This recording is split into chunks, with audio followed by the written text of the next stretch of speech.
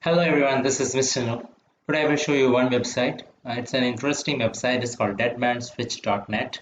So what they say is that sometimes they might happen to you, some bad things.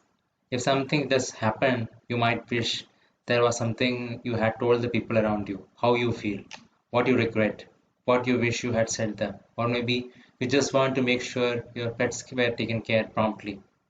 So that is what Deadman Switch is for. So this is how it works. You write a few emails and choose the recipients. These emails are stored privately until they are sent. Your switch will email you every often to check whether you're alive or not, asking you to show that you are fine by clicking a link. And if something were to happen to you, your switch would then send the emails you wrote to the recipients you specified, sort of an electronic will. So that is how it works. So you can come here, log in or sign up. There is a cost to it, but it's free for two recipients.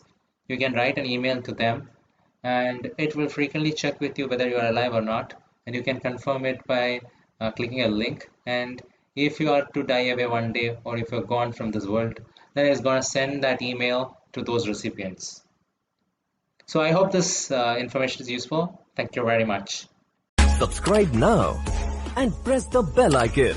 Never miss an update.